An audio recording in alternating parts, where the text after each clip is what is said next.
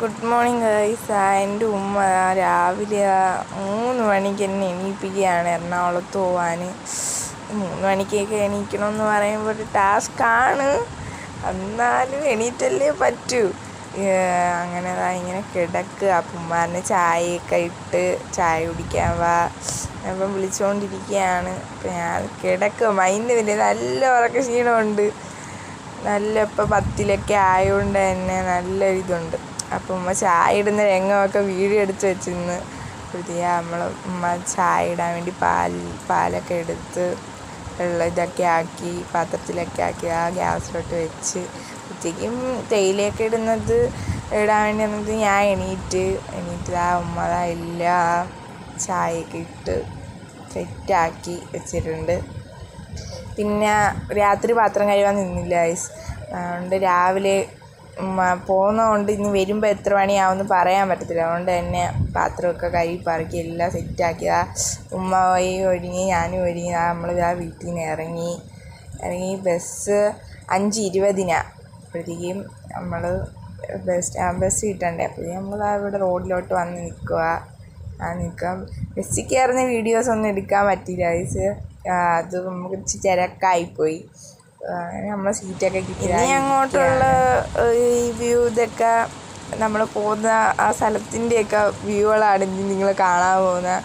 അതിന് ഞാനൊന്നും പറയണ്ടല്ലോ, നിങ്ങൾ എപ്പോഴും കാണുന്ന സ്ഥലങ്ങളൊക്കെ തന്നെയാണ്. അതുകൊണ്ട് ഞാൻ കൂടുതൽ എക്സ്പ്ലനേഷൻ ചെയ്യുന്നില്ല. ഞാനും നിങ്ങൾ കണ്ടുകൊണ്ടിരിക്കും, അത്രയേ ഉള്ളൂ പറയാനുള്ളത്. നിങ്ങൾ എപ്പോഴും കാണുന്ന സ്ഥലങ്ങളൊക്കെ ആയിരിക്കാം, നിങ്ങൾ കണ്ടുകൊണ്ടിരിക്കും ഗൈസ്.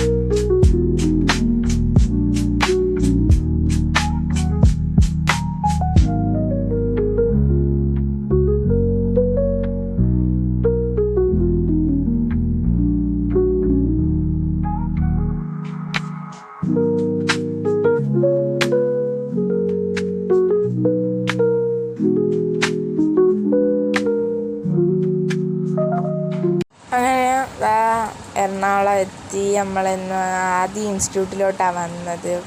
അവിടെയാണ് പഠിക്കുന്നത്.